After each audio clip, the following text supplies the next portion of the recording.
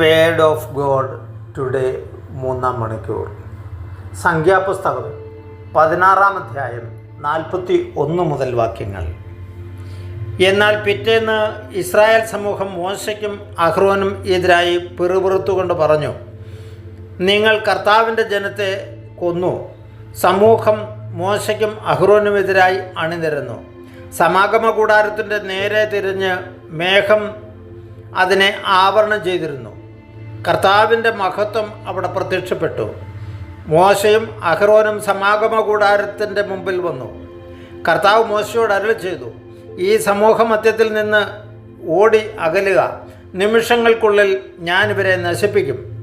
എന്നാൽ മോശയും അഹ്റോനും കമിഴ്ന്നു വീണു. മോശ അഹ്റോനോട് പറഞ്ഞു, ബലിപീഠത്തിൽ നിന്ന് അഗ്നിയെടുത്ത് ധൂപകലശത്തിലിടുക. പരിമളദ്രവ്യം ചേർത്ത് ഉടനെ സമൂഹ മധ്യത്തിലേക്ക് കൊണ്ടുപോയി അവർക്ക് വേണ്ടി പാപപരിഹാരം അനുഷ്ഠിക്കുക. കാരണം കർത്താവിൻ്റെ കോപം പുറപ്പെട്ടിരിക്കുന്നു. മഹാമാരി ആരംഭിച്ചു കഴിഞ്ഞു. മോശ പറഞ്ഞതുപോലെ അഹ്റോൻ ധൂപകലശമെടുത്ത് ജനത്തിൻ്റെ നടുവിലേക്ക് ഓടി. ജനത്തെ മഹാമാരി ബാധിച്ചു കഴിഞ്ഞിരുന്നു. അവൻ ധൂപാർച്ചന നടത്തി ജനത്തിന് വേണ്ടി പാപപരിഹാരം ചെയ്തു.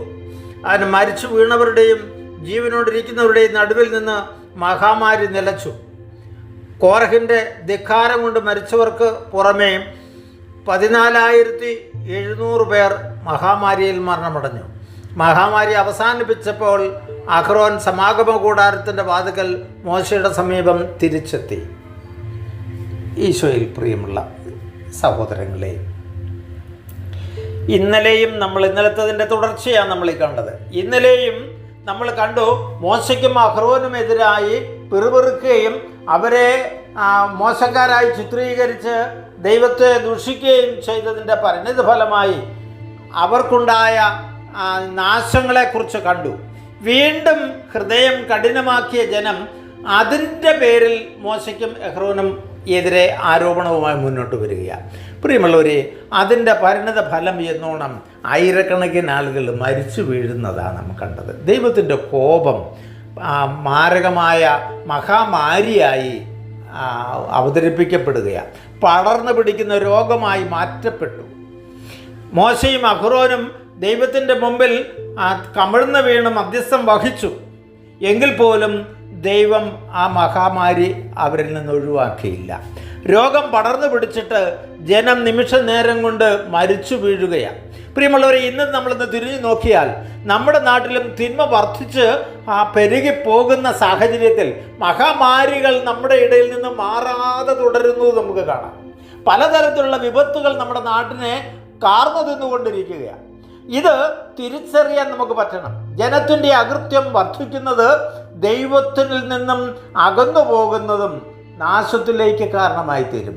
സ്നേഹവും സമാധാനവും സന്തോഷവുമായിട്ട് ജീവിക്കാൻ ദൈവം അയച്ച ഈ നമ്മുടെ നാട്, ദൈവത്തിൻ്റെ സ്വന്തം നാടെന്നറിയപ്പെടുന്ന നമ്മുടെ നാട്ടിൽ മഹാമാരികൾ എല്ലാ തരത്തിലുള്ള തിന്മയും ബുദ്ധിമുട്ടുകളും കഷ്ടതകളും നേരിടുന്നെങ്കിൽ ജനമൊക്കെ നമുക്കറിയാം, ഇന്ന് വലിയ ഒരു തലത്തിൽ ലഹരിക്കെതിരെയുള്ള പ്രചരണങ്ങളുമായിട്ട് നമ്മൾ ഇറങ്ങിയിട്ടുണ്ട്. പ്രിയമുള്ളവർ, ഇങ്ങനെയൊക്കെ പലതരത്തിലുള്ള നാശം നമ്മുടെ ഇടയിലേക്ക് കടന്നു വരുന്നത്, ഇതെല്ലാം ഒരു തരത്തിലുള്ള മാരകമായ വിപത്തുകളാണ്.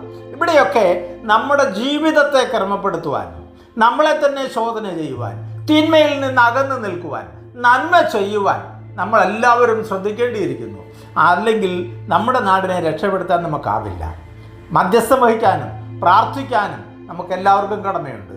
ആ ഒരു തലത്തിൽ ഈ നാടിന് വേണ്ടി മധ്യസ്ഥം വഹിച്ചുകൊണ്ട് പ്രാർത്ഥിക്കുവാൻ, മഹാമാരിയിൽ നിന്ന്, ഈ മാരകമായ വിപത്തുകളിൽ നിന്ന് നമ്മുടെ ജനത്തെ വീണ്ടെടുക്കാൻ നമുക്ക് പ്രാർത്ഥിക്കാം. ദൈവം നമ്മെ അനുഗ്രഹിക്കട്ടെ. പിതാവിൻ്റെയും പുത്രൻ്റെയും പരിശുദ്ധാത്മാവിൻ്റെയും നാമത്തിൽ ആമേൻ.